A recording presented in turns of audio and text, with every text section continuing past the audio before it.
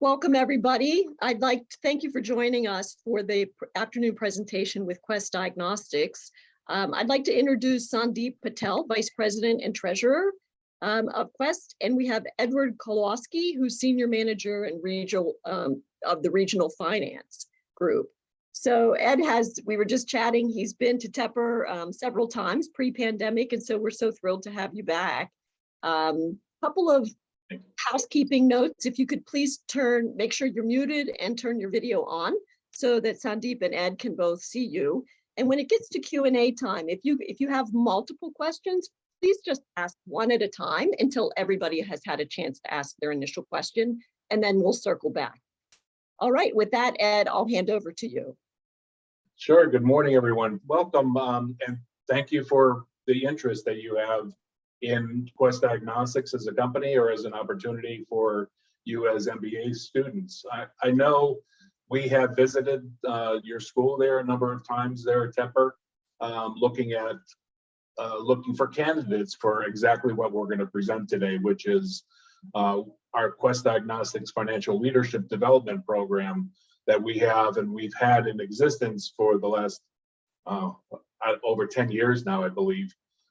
With Quest Diagnostics. Again, what we're trying to do is develop individuals and find individuals that may not have exposure to healthcare, but then provide them the insights and the actions to advance and develop within our company and support our particular needs that we have as a healthcare company. So what I like to do is kind of give you the agenda of what our presentation is.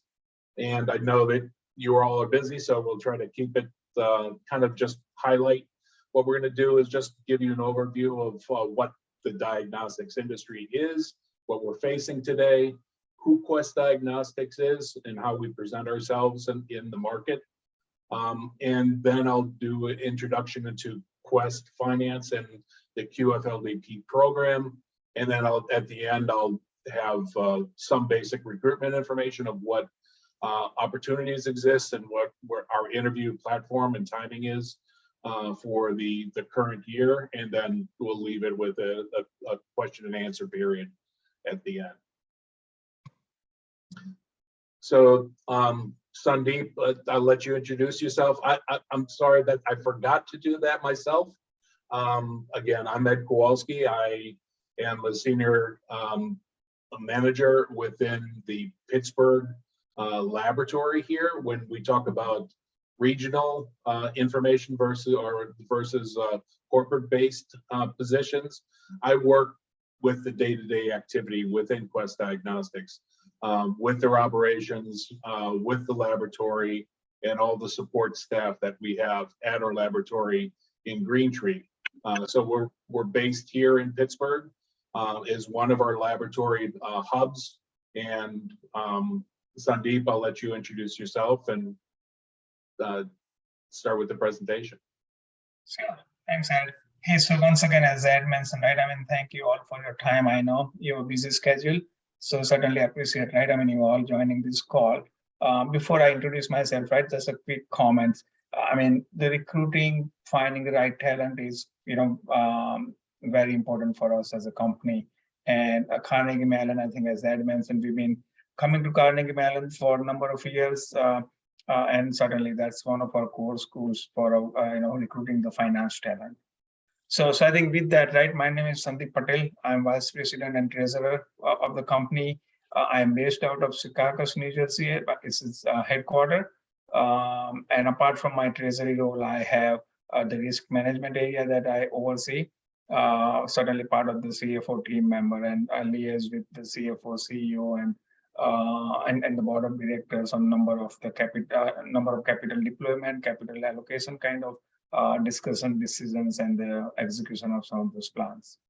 So with that, Ed, let me just spend a few seconds on this slide before I turn it back to you. So this is a slide, right? I just want to spend a few seconds, right? We live and breathe this slide, what you see on this slide every single day. So if you look at our vision, it's one vision, right? Empowering better health with diagnostics insight. Fairly straightforward. And as I said, I mean, I truly feel that it tells what we do every single day. I mean, I'm part of, supporting this vision of the company every single day, even though I'm not part of the, lab or the frontline, organization. But anything that we do in treasury, for example, we do in finance, supports what people do, what we as a company do in frontline, and empowering the better health for the broader good of the society. So that's our vision, right? Fairly straightforward, in my view. Our strategy, right, is 2-point strategy, is accelerate growth and drive operational excellence. Now, once again, I would say, right, hey, I mean, as a company, if you want to maximize shareholder value, you want to grow your top line, you want to maintain, contain, manage your cost, and that will be reflected in bottom line profits and cash that you generate, and ultimately translating in maximizing shareholder value. In the subsequent slides, Ed will talk about the total lab market set that we have, but we are the largest independent lab in the US, right? I mean, and I think we'll talk more about some of those details in the subsequent slides. But last year our revenue was north of 10 billion. I mean, that's huge, right? I mean, we are the largest lab company in US, right? We've been consistently growing for the last several years, but hey, we still have significant room to grow. We still have, I would say, relatively smaller fraction of the overall market. So we feel that there is significant room that we have to grow within this industry, within this segment. Our growth comes from both organic growth as well as growth through acquisition. So over the years, we've been acquiring number of smaller players in the market. Is fairly fragmented industry that we play in. And we have made some good strides in consolidating the industry and growing our company through meaningful amount of acquisitions over the last several years. The second strategy is around operational excellence. As a company, we want to make sure we do things efficiently and manage our costs, right? Which, I mean, that's, I would say, true for many companies or most companies out there. So in addition to cost, we also strive to provide the best in-class customer service. There is significant investments that we are making in digitization of our business interface with our consumer. So I mean, that's a big area of investment for us. We have launched consumer initiated testing, where you don't need to go to the doctor's office, for example, and that is a big focus for us as well. So hey, I mean, we are moving along with what's happening in the marketplace, what our consumers are looking for, whether it's in terms of the digital footprint, in terms of the direct access to testing and whatnot. And then finally on this slide, right, I mean, we have 3 goals as listed on this page. In the interest of time, I won't get into the details of those, but they are fairly straightforward as well, and truly reflect what we do every single day. So with that, I'll turn it to Ed to go over the rest of the presentation and details, but we'll be here to answer any questions. Appreciate it. Thank you, Sandeep. I know that Sandeep mentioned the different share. I mean, the market that we're in for the lab industry is quite substantial. I mean, there's over $82 billion throughout the United States, and the market split between, majority of it being with the physician lab services, but a large piece of it is the hospital systems that are out there today. The further break that down, at least from the physician segment, is looking at who's servicing these areas. Hospital outreach, which is basically the hospital systems, and then the physicians that service those particular hospitals, they have outreach programs where they provide the laboratory services for those areas. And then some physician offices have their own physician-owned laboratories, or POLs, that drive business, so they see the revenues themselves, but there's other independent laboratories. Out of the independent laboratories, there is basically 2 main players. It's LabCorp and then DGX's Quest Diagnostics. We have at this time, the majority of the business. We have over $28 billion in the independent, lab segment. Of that segment, we have 28% of that value. that's coming in.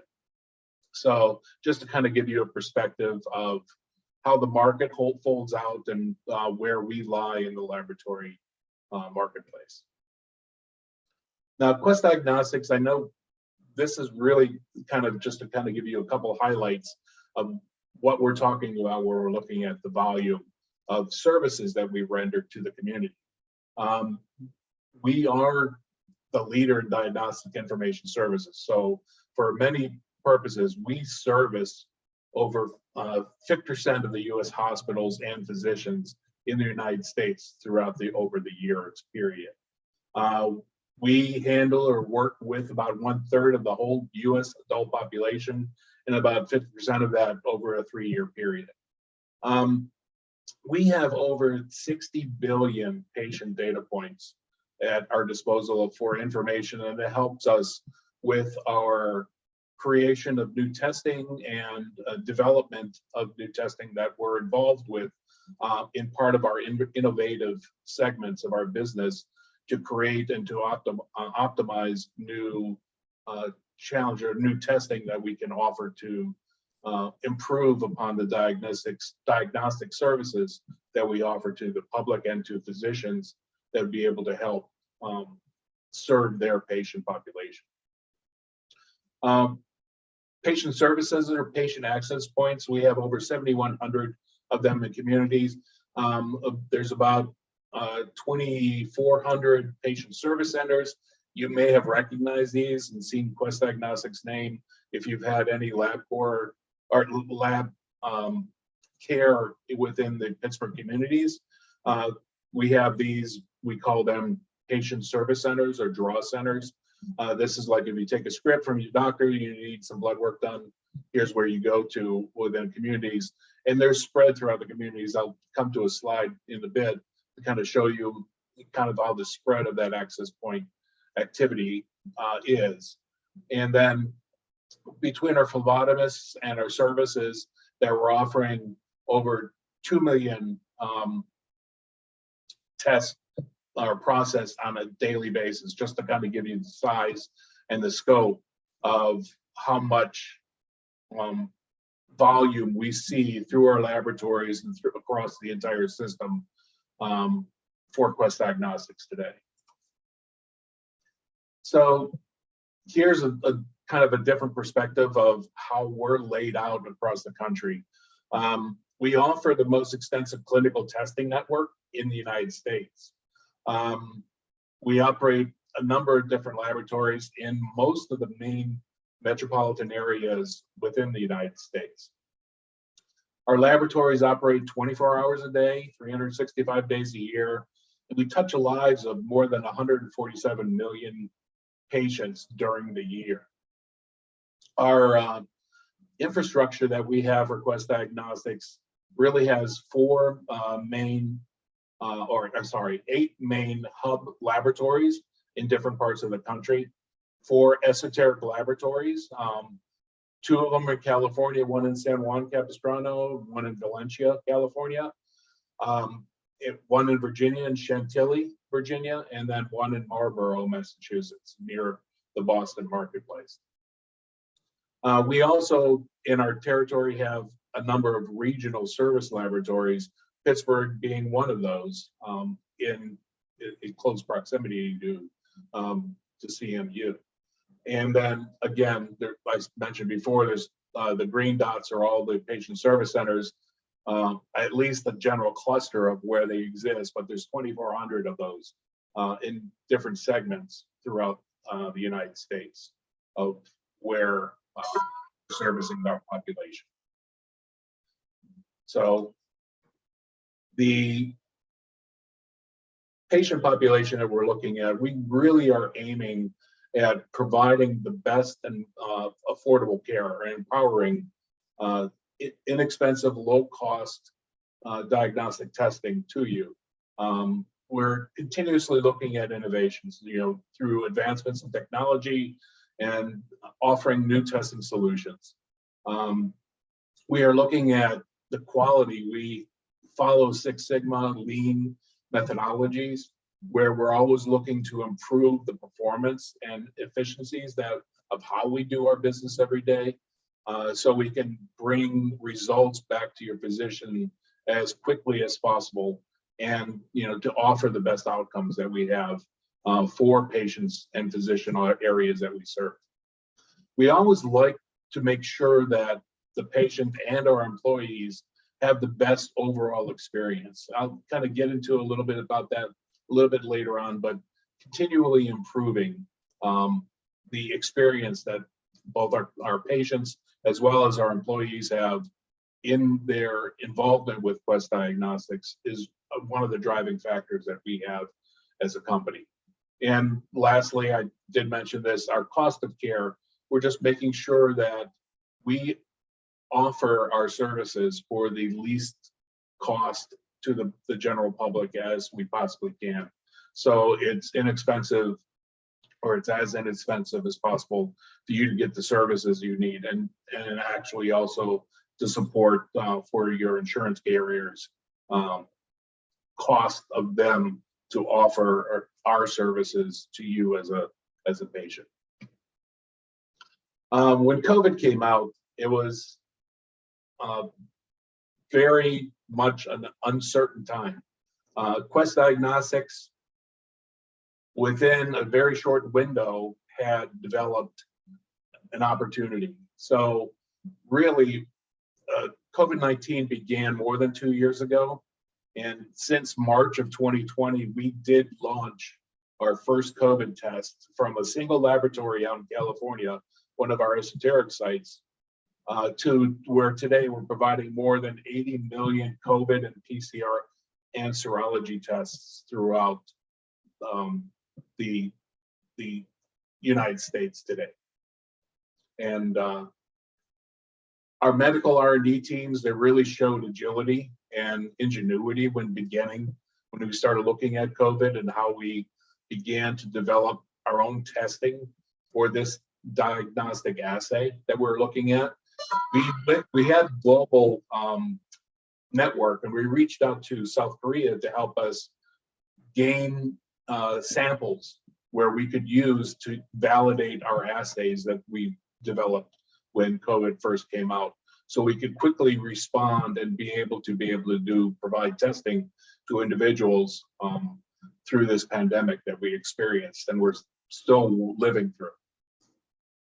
So Ed, I can probably double click on a couple of points on the COVID, right? So certainly, as Ed mentioned, right, I mean, we certainly got benefited by the COVID testing, but taking a step back, right, I mean, we take pride that we were part of the solution to handle COVID pandemic. Our CEO, right, was part of the COVID industry task force. He was on the podium with the president, right? I mean, on more than one instance. So I think we certainly, as a company, worked really hard to launch this test at the onset of COVID in, I would say, March, April of 2020 timeframe, and since then, certainly we adjusted our with a manufacturing footprint, our approach to collecting the samples, coming up with the updated testing for COVID to make sure that, hey, we are part of the solution to the COVID pandemic. So I mean, that's certainly, I mean, one of the key highlights, right? My work, and I'm sure that's true for Ed as well, for last couple of years working for Quest. Again, we've had conversations around this, but during this time frame, it's not normal to really have this testing developed and brought into play so quickly. Normally, when there's testing, there's a long period of time of evaluations that need to be done. But we have, through the whole COVID pandemic, had over 20 emergency use authorizations done for COVID testing and other serology testing to help with this process, as well as we were the first company to be allowed to, we were the first one authorized to provide pooling testing, which was even more of a cost-efficient way to provide COVID testing, where we're grouping samples together from a group or classroom of students, and we could provide that testing for that whole classroom. And if it's all negative, then all those students are negative. Kind of, it's just a general theory around the ability for us and what I consider, or what I mentioned to be pooling. It's a technical term, but it's a way that we're testing multiple samples at one time, and to be agile and to reduce the costs of providing that service and that testing. Our president, Steve, was part of the pandemic task force when we met at the White House, and was part of the national emergency committee when the national emergency was declared, and we were part of the task force to review this and to get in front of the COVID-19 activities. We were working with our partners, both at Walmart and CVS, to provide the drive-up sites and to provide testing opportunities for the general public. And we have a personal air fleet to help transport the specimens across the company to get them and to provide the testing as quickly as possible and get the samples to laboratories that had the best opportunity based on our utilization metrics that we had within our company.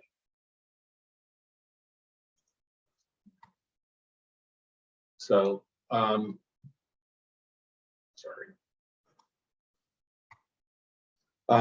Quest Inclusion and Diversity Council.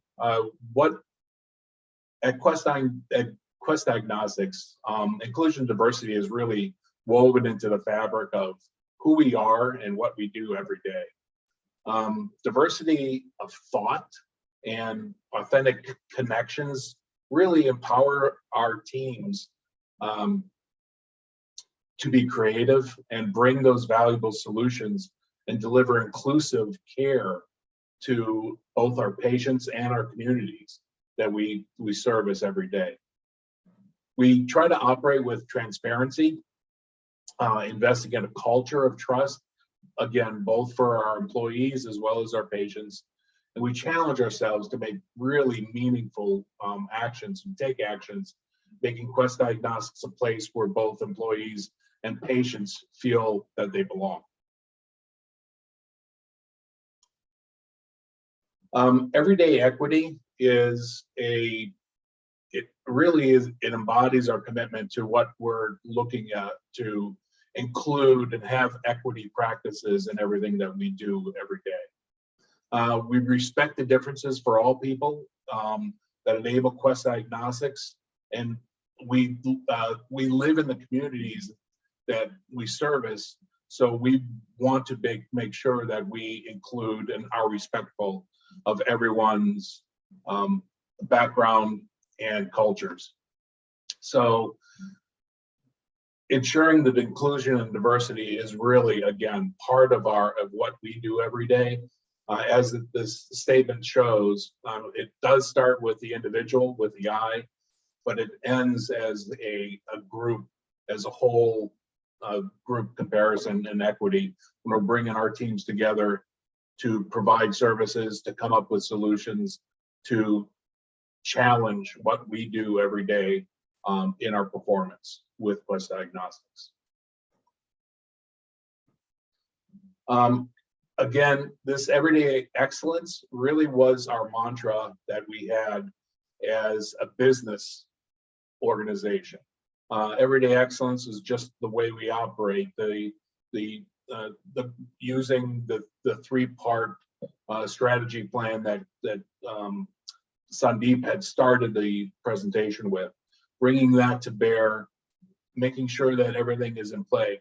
Kind of the next level of what we're looking at is trying and bringing that and having everyday equity available to really enhance our focus on our employees and what they bring to the workplace through all the experiences and the exposures that they've had in the past, and looking for them or to them to help support our Quest customers as well as other employees throughout their entire total experience within Quest Diagnostics. Allyship is one of the areas when we have empower trainings within our company where everyone takes advantage of learning and finding new ways to approach problems and problem solving. Allyship is again another methodology, excuse me, of being able to present and looking at situations and making sure that it's almost like an anti-bullying idea or concept, but for inclusion and diversity throughout our Quest employees. If we're ever found ourselves in situations where we feel that this is occurring or going on, Allyship brings the methodology of how you approach those situations, diffuse them, and or change the culture within our organization or of that situation. We have 10 what we call employee business networks at Quest Diagnostics, and they're listed below here. African American caregivers, Hispanic, Latino communities. Actually, today is the kickoff or the first day of the beginning of Hispanic Heritage Month. So I just want to wish all the Hispanic members of the community there happy Hispanic Heritage Month, beginning of that time frame. We also have involvement with Pan-Asian leaders in the program.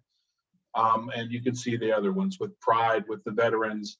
QuestCan is a group that basically brings what Quest is in servicing and supporting our community that we have. Women in Leadership and Young Professionals are other organizations that we have that team members. We have over 7,000 members that support these 10 communities throughout our entire Quest network that we have within our organization. And our networks are open to all of our employees, and some belong to numerous or multiple networks at the same time. One of the last things I wanted to talk about is Quest as who we are and what we bring to the table. We've been part of best practice to work philosophy. We look to, as for our employees to really present themselves and make sure that in every service offering that we have to our patients, to our physicians, and to the hospitals that we serve, that it's a positive attitude and a positive relationship that we have. And that is shown in a reflection of responses that we've had on best practices and admired companies within the community for the pharmacy and other services related to medical health care. So you can see the different best places to work for the LGBTQ and equality, equity, end up activities there, as well as these other 4 entities. Now let me get into a little bit of the reason why you're here and the interest that you shared today with who we are and what opportunities we offer. So what is the Quest Financial Leadership Development Program, and how does it relate to the MBA hires that we're looking for in these placements? Really, we look at individuals that are in the MBA programs that we work through on a number of the institutions throughout the eastern border of the country. We look mainly on the east because the initial territory that you're going to be looking for is mainly going to be serviced out of our community that we have where our Secaucus headquarters are. So you're usually, if you're going to be in a corporate role, your rotation will always originate in the Secaucus headquarters in New Jersey. The length of time, we usually have a rotation program for these, so you can learn multiple aspects of our business. You will usually have a choice of 1 to or like 3 of your top picks of areas that you're interested in servicing, and hopefully we can place you in the specific areas of interest with your first placements. Again, a willingness to relocate because our services are in the Secaucus territory to start. It's important. Now, I know part of the relationship building is having those interactions with your individuals that you'd be working with within your department, within your area. Right now, it's kind of in a state of flux because there are a number of us that are working from home, and both our summer internship program and our full-time QFLVP members are in that same process as well, where part of their days are remote and other days are on campus there in Secaucus. What we're looking for, yes.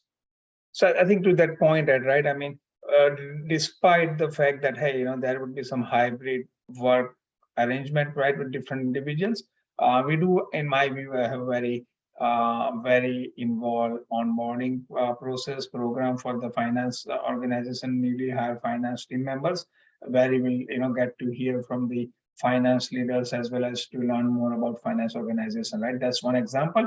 But there are avenues that you will have where you will have the opportunity to socialize, if it's not in person, over some virtual events. So there are some of those initiatives in place already. Yeah, and socializing is one of the things. I know we have happy hours, virtual happy hours that we have among the finance team. Usually it's about once a month. That way you get to at least see faces of individuals that we have within across our company, and hopefully it'll be someone, if you begin working with Quest, it'll be someone that you have relationships with, or at least you could learn more about individuals that you have some connection with within the finance organization. But we're looking for individuals really that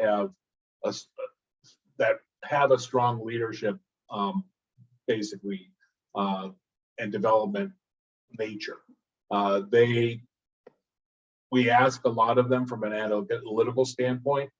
So bringing those skills and abilities to use Power BI, Tableau, of course, Excel and Access are other software products that we use on a daily basis at Quest.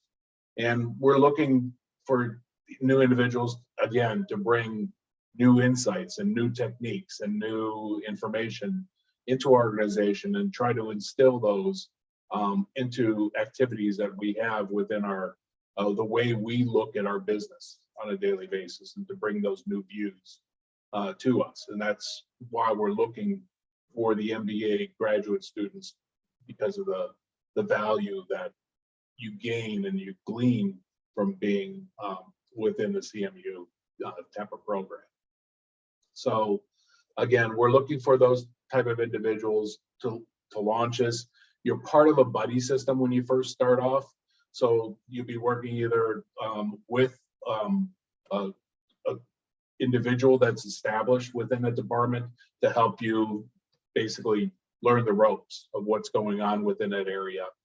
And also always have a mentor, which would be normally your supervisor or manager within the area to help you get going. But hopefully quickly you'll be able to start flying on your own and to do tasks with the organization. Again, there's no question that is an issue or problem.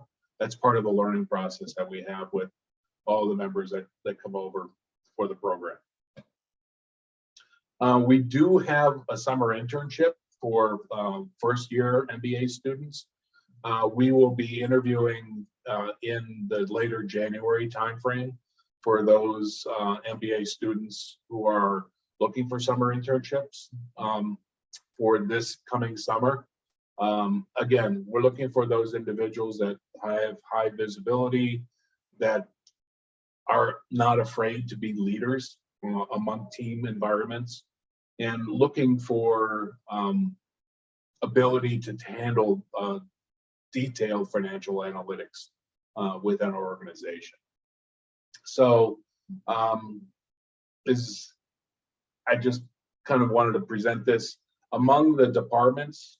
that we have within the organization we have many professional areas, but the financial planning and analytics areas are looking for individuals mainly for reporting, coordination, communication. We have budgeting areas that we have, FP&A, analytic groups, and again, mainly with the pricing teams as well. We have specific groups that are involved with what kind of offerings we have to the community when we develop new testing and bring new testing to bear through our Quest laboratories. There's a pricing discipline that is established based on looking at reimbursement levels and a number of other actions that would bring to our organization the value that we have within the organization, and to identify how we can grow and how we can develop within Quest Diagnostics. This is really a kind of a comparison of the different areas and territories that you would work within. Most of our core businesses are going to be at the Secaucus laboratory and facility that we have, which is our main headquarters. IT, capital investments and analytics, operational finance, and then there's other teams such as revenue recognition and analytics, which really serves multiple purposes. They are a business partner to myself, like to our regional finance groups who operate everyday actions in the field as I do in Pittsburgh. But our revenue recognitions team helps support us through our month-end process and through validating of what we're seeing and what we're recognizing in our revenue stream and our value that for the services that we're rendering every day. And again, this is just a high-level look at the different specialties and the different areas of the finance team that we offer as a larger company of what you can become involved with in our operations along Quest Diagnostics lines and services that we have and what our finance team supports within Quest. Our potential regional placements, like again, I mentioned that our Quest headquarters in Secaucus is usually where it begins, but then you could transfer to a number of other areas for our regional roles and support activities in California and Texas and Atlanta, Tampa, Chicago, Boston, which is in Marlboro, in Clifton, New Jersey. It's a very nice facility, as well as Kansas City. We have a number of our facilities, again, throughout the United States that you could take advantage of and take the opportunity to travel and to relocate to those particular regions if you chose to.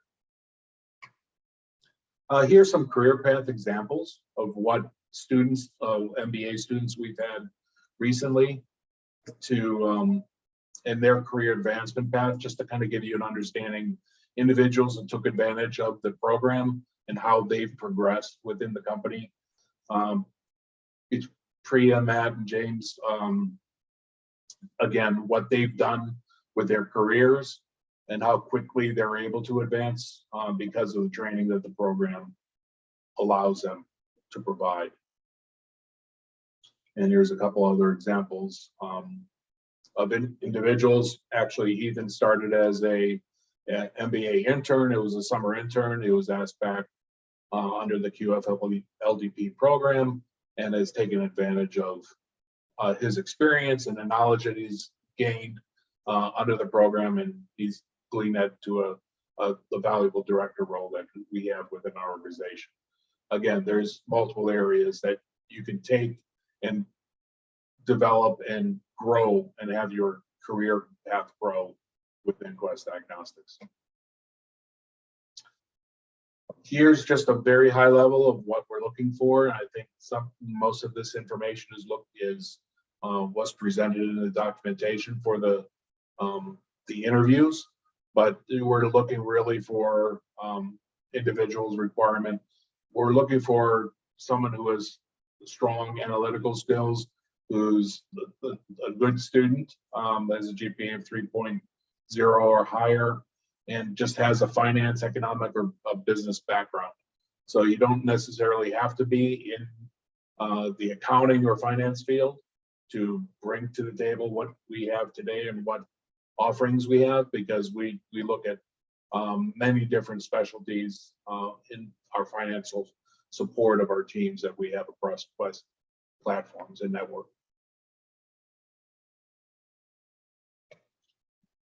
And lastly, this is our recruiting details.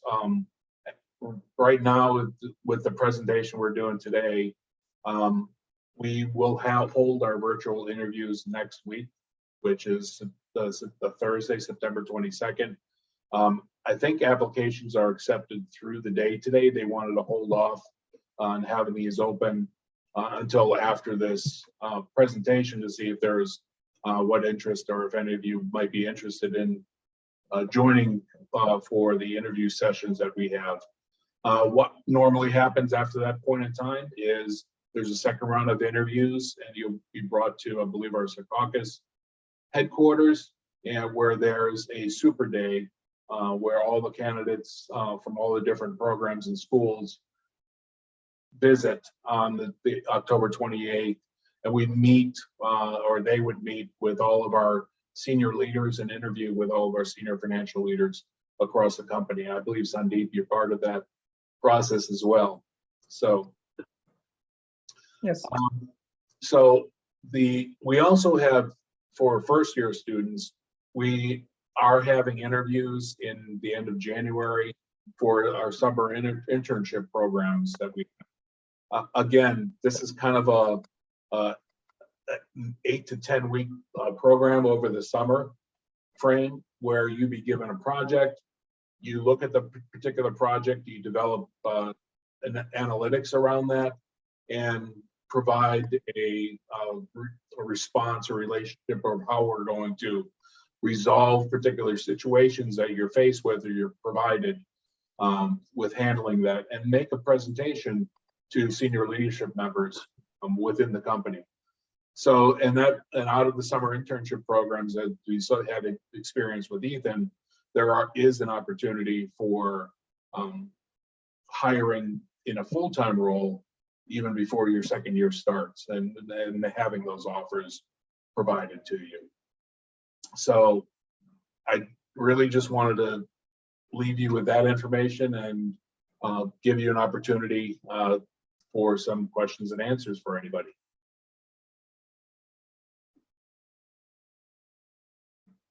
Great, thank you, Ed and Sandeep. If there are any questions, just raise your hand.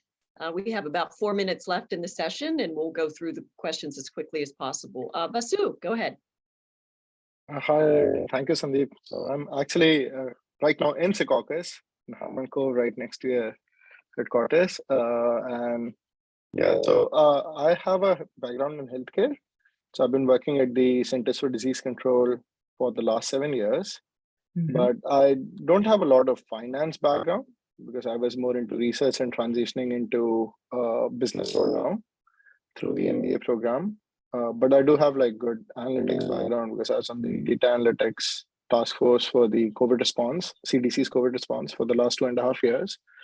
But like, how much are you looking for people who have core finance background? So I'm looking for an internship right now. So Sure. So- So I can start, and you can please chime in, right? So, I mean, certainly, right? I mean, we are looking for the skill sets, right? We are looking for people with the right kind of, financial acumen, analytical skill, right? The critical thinking skills. Many people, right? I mean, go to MBA school to switch career. I mean, I was one of them. So I was an engineer, went to the business school and switched my career to finance. So I would say finance background is not the most requirement, right? And we certainly welcome, right? I mean, the right skill set, right cultural fit, with the right mindset, not necessarily the core finance background. thank you, Sandeep. Yeah, appreciate it. Yep. Thank you. Anderson. Yeah, hi Sandeep. Nice to see you again, Ed. I was going to ask, in James's career arc that it showed, he did a rotation within M&A. What does M&A mean for Quest? Mergers and acquisitions. No, I know, but what does that mean for Quest? Yeah, I can probably start that chime in, right? So as I mentioned in my introductory remark, right, one of the growth engine for us is acquisition, right? So we do acquire a number of, handful of companies each year. If you look at our last history for last 3 to 5 years, we spend anywhere between 300 to 500 million to acquire different companies, right? Whether it's a smaller regional labs or some kind of hospital outreach labs, right? So this group actually supports those acquisition processes, right? We generally don't hire outside banks to help us with those. So we have the in-house team. They actually work on those transactions, right? Starting from finding the leads to the acquisition through the outside transition or integration of those acquired companies, right? They also deal with some of the licensing and some of the outside partnering arrangement, right? So for a time, we had the partnership with Walmart, right? So they actually work on that and supported that. So I mean, those are some of the activities, Anderson, right, that this group would deal with. And of course, they are the core at defining our strategy, right? I mean, 5-year, 10-year strategy for the company. Thanks, and good to talk to you guys again. Thanks, Anderson. Well, we're almost at time. Any last question for Ed or Sandeep before we sign off? No? Okay, great. Well, thank you both so much. We really appreciate your time this afternoon. I know you're both really busy and a very informative session. So please reach out if you have any questions about recruiting, and hopefully we'll see you next year as well. All right. Thank you all. Thank you for the Thank you time, all. and we're looking forward to meeting with you Bye-bye. down the road. Thanks. Thank bye. you. Thank you. Thanks, guys. Have a good day.